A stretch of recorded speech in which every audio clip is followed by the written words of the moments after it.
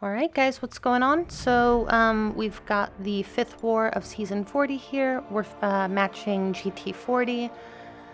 These guys are just on a different level this season. They're by far the best war alliance in the game. They they banned CGR, Kitty, and Scorpion. They also, they know what attackers alliances tend to lean into a little bit and target their bans based on that.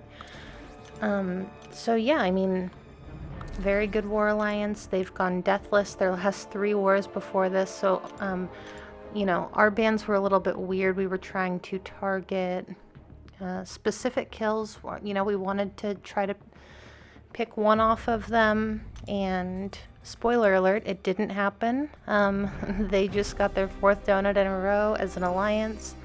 So at this point, I'm just cheering for them. I hope that they can keep this up for a long time, because they deserve it. They are on a different level this season. So okay, looking around at their map here, I don't see anything particularly crazy. Yeah, nothing that stands out as like being super different. The thing that's different about them is usually their bans. Sometimes they'll try to arrange things, in a way to pick up a specific kill depending on their bans, but nothing that's like that I saw when I was planning and just thought to myself like, oh my gosh, this is going to be a death. There was nothing like that. So interesting placement for them is that they did put a rank 5 Sasquatch boss.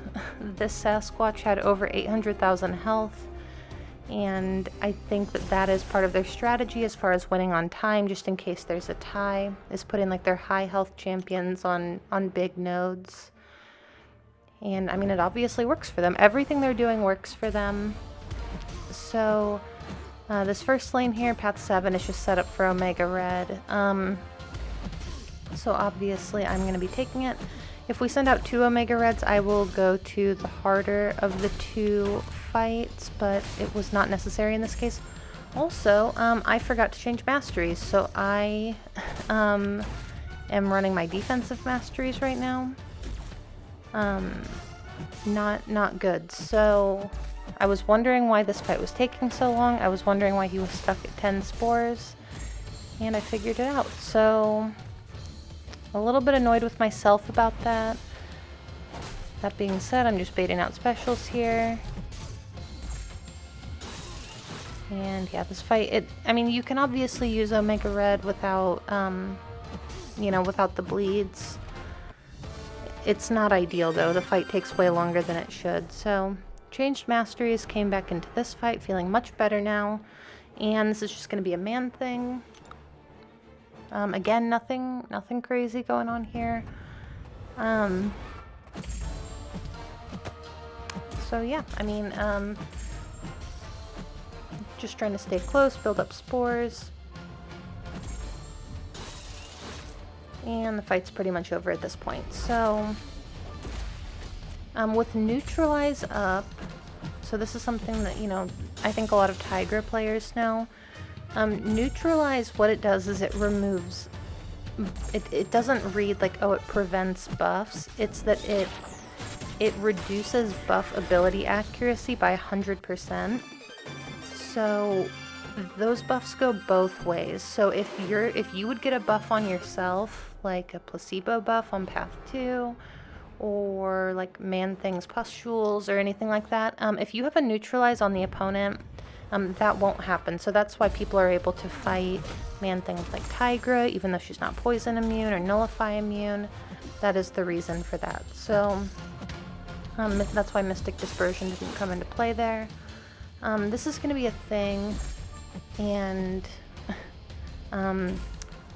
I am 25 seconds into this fight, and he is down. So very easy fight.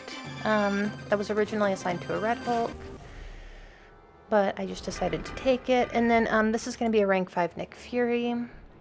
So Omega Red is always the champion that I am going to lean towards for this fight. Kitty last season, because she benefited from the like cleanse tactic or whatever, she was a lot better for it. Under normal circumstances, I don't think that Kitty is the best option for this node. So it didn't really matter for this fight that she was banned, but this is a rank 5 Nick Fury, so I was a little bit nervous. I was just kind of nervous about this whole war. I didn't want to, you know, make any big errors and embarrass myself or embarrass my alliance. And yeah, I mean, I'm not like the best under pressure. I am gonna make a mistake in this fight. You'll see it here in a second. Right there, I let Bubble Shield get me, and then I'm gonna make one more mistake here in just a second. Right there, missed a parry and got comboed. So that's, you know, potions down the drain right there.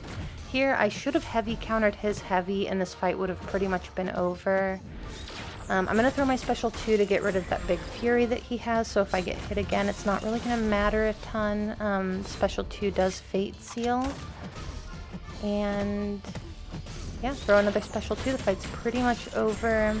This Nick Fury had a lot of health. He had like over 300,000 health. So I'm sure that GT40 is placing with, you know, max greater vitality to get as much health on their defenders as possible, which is what people should be doing if you want to be super competitive in war. So Path 7 in Section 2 here, this is going to be a Mojo. I did remove Dexterity for this fight. And there's nothing going on here with Mojo that makes him like good for this place. I think he's just here to kind of try to force a secondary counter for a fight.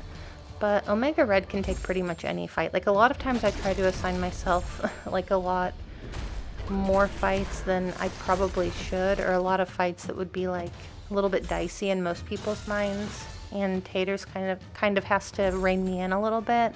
But I was not even remotely concerned about this Mojo, so he's gonna go down very easy. 35 second fight. And then my last fight here is gonna be this Korg.